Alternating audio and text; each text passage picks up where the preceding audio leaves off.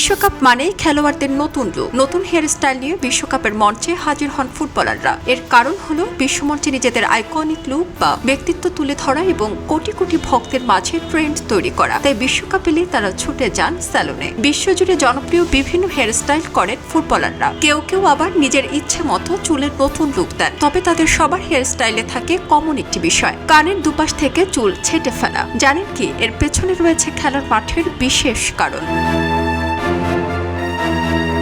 ফুটবলারদের জনপ্রিয় হেয়ার স্টাইলগুলোর মধ্যে রয়েছে আন্ডারকাট ও স্লিকড ব্যাক। এই স্টাইলটিতে অধিকাংশ ফুটবলারদের দেখা যায়। মাথার দুপাশে ছোট বা প্রায় কামানো এবং উপরের চুলগুলো জেল দিয়ে পেছনে আঁচড়ানো। ক্রিস্টিয়ানো রোনালদো স্টাইলের জন্য বিশেষভাবে পরিচিত। এরপর রয়েছে মোহক স্টাইল। মাথার দুপাশ একেবারে ছোট এবং মাঝ বরাবর মাথার উপরের চুলগুলো খাড়া করা। নেইমার কিছুদিন এই স্টাইল ফলো করলেও এখন পরিবর্তন করেছেন। ম্যান বান স্টাইল। মাথার সব চুল একসঙ্গে করে মাথার পেছনে বা উপরে গুটিয়ে বা বেঁধে রাখা। নরওয়ের আর্লিং হাল্যান্ডের লং ভাইকিং ফ্লো বা ম্যান বান স্টাইলটি বিশ্বকাপে দারুণ নজর কেড়েছে। মুলেট ও কুইফ স্টাইল। মাথার সামনের এবং উপরের চুলগুলো কিছুটা বড়, ফোলা আর পেছনের চুলগুলো লম্বা রাখা। সাম্প্রতিক টুর্নামেন্টগুলোতে লিওনেল মেসি স্টাইল ফলো করেন।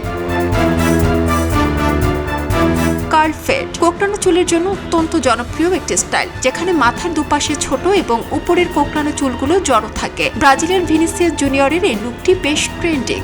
ট্রেড লক্স, জটপাকানো লম্বা চুল, যা ক্যারিবিয়ান বা আফ্রিকান খেলোয়াড়দের মধ্যে দেখা যায়। এই সকল হেয়ারস্টাইলে কানের দুপাশ দিয়ে চুল একেবারে ছোট বা কামানো থাকে। এর পেছনে রয়েছে বিশেষ কারণ। ঘাম থেকে রেহাই পেতে এবং কানের দুপাশের চুল যেন বিরক্ত না করে, তাই এই কমন স্টাইল ফলো করেন প্রায় সকল ফুটবলাররা। তাছাড়া চুল যেন চোখে না পড়ে ও ক্যামেরায় মুখের অবয়ব যেন স্পষ্ট দেখা যায়। বিশ্বকাপের মঞ্চে প্রত্যেকটি খেলোয়াড়ের মুখের অবয়ব স্পষ্ট দেখা একটি গুরুত্বপূর্ণ বিষয়, যা ফিফার একটি সুনির্দিষ্ট নিয়ম।